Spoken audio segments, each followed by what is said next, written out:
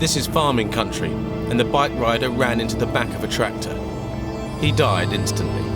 But was it a straightforward accident, or must someone take the blame? Whittingham's investigation will be painstaking and officially published.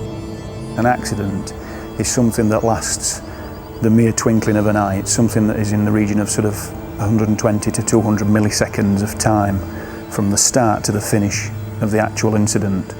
So you need to be able to sort of compartmentalise every segment of the accident and understand each individual piece. It's all a very, very big jigsaw puzzle, and you need to be able to understand how it goes together and then write about how it goes together. Scenes of crime are going to be the longest taking their photos, and then it's just a quick rundown with wheel. The crash site is sealed off, just like any murder scene, enabling PC Whittingham to reach conclusions quickly. It was obvious that the tractor had been travelling in one direction and that the motorcycle had been travelling in the same direction as the tractor. Virtually straight away you could see the debris field extended in a logical progression in the direction of travel of both vehicles. It wasn't a head-on collision with them both meeting.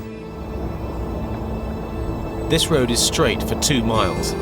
Speed could be a factor. The first thing I did was look at the actual road surface and saw there was quite a long skid mark.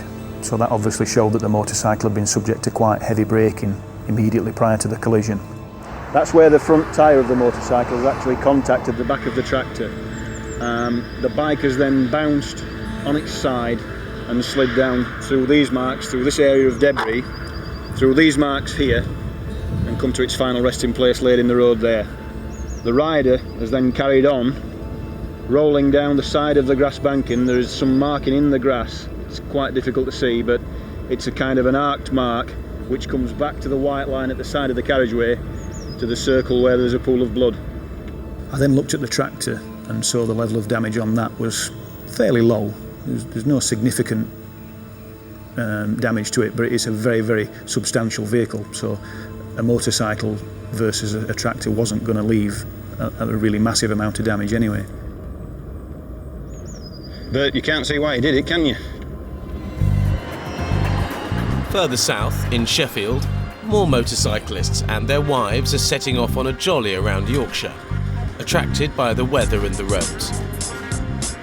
But these are no ordinary bikers. They're traffic cops, members of a club for law enforcement officers called the Blue Knights.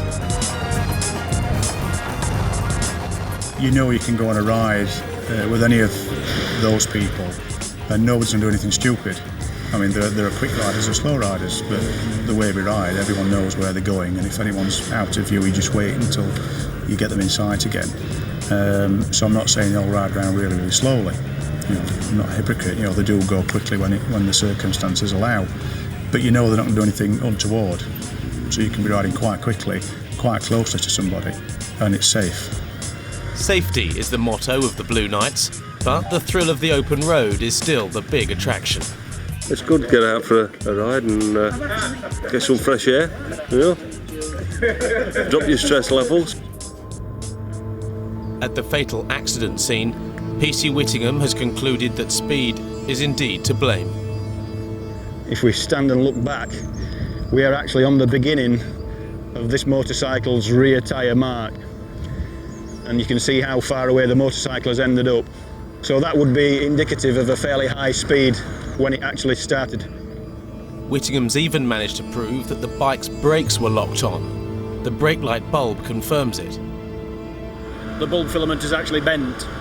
This happens because the bulb filament is so hot, just like a piece of metal that a blacksmith will actually hammer into shape when it's hot. If the bulb had been off at the time and it had been cold, then the filament either wouldn't have bent at all or it would have just fractured. So this is indicative that the bulb was actually illuminated at the time that the bike came to grief. The investigations also revealed how the rider died. It wasn't the initial impact with the tractor that killed him. It took a lot of looking at the tractor in close detail and the helmet and clothing of the motorcyclist to actually work out what had happened, and that he'd actually become trapped within the moving wheel of the tractor while it was driving forwards, and it had actually pulled him into the wheel arch, and that's where and how he'd sustained the fatal injuries. It wasn't the speed of the crash that was the author of his death. It was the actual mechanics of him hitting the tractor where he hit it. If he'd have hit it anywhere else, he would have probably just bounced off the back end of the tractor and got up and dusted himself down. But because he hit the exact point on the tractor that he did, that's what led to him actually dying. But why didn't the bikers see the tractor on such a long straight road? PC Whittingham believes the summer harvest might be partially to blame. Turning this wheat over, it's going to generate quite a lot of dust across carriageway. Now, if it's been so much that it's got into his visor and caused him to blink or cough or splutter or anything like that, it's a possibility that that's, if not a causation, it's a possible mitigation. One of the other things is, see, when it comes round here and it kicks all this out, you've only got to get that coming into your visor and filling your helmet up, and there's a strong possibility that this has sort of put him off. But he would have seen that machine a long, long way before this lot turned around. Definitely one to think about. Assuming that those machines were working at the time this took place, that is something I'm going to have to include in my report.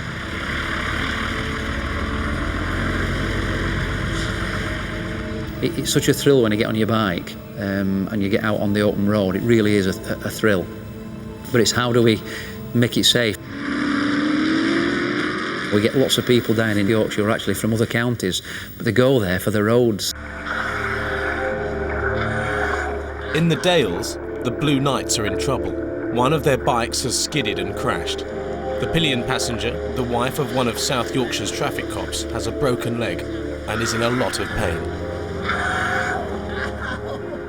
They were talking about 15 miles an hour, slowing down for a red light, straight line, and the front went just washed out and that was it. It was a greasy road. We can only assume that we just hit a little patch of something that just caused the front end to lock up and that was it.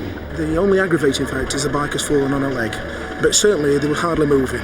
I think it's just simply a case of the bike's gone out of balance, the back wheel's gone away from him. He's not only a police qualified motorcyclist, he's actually our instructor, one of our principal instructors on motorcycles. Fortunately, a local ambulance has arrived. But there's a problem. There's only a driver. An ambulance on his own? To move a casualty, 2 ambulance crew are needed. But at least he can help treat the injury. Just listen to me a minute. I'm going to touch your leg. Just touch it, that's all. Can you feel me touching you there? Yes.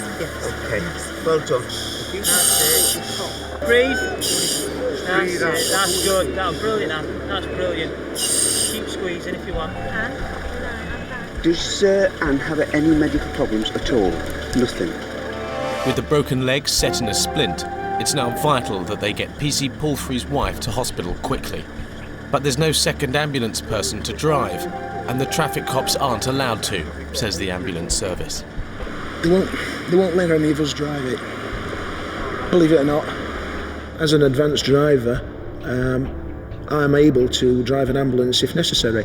And what we looked at was the possibility of the ambulance guy was on his own, looking after the patient while we drove the vehicle.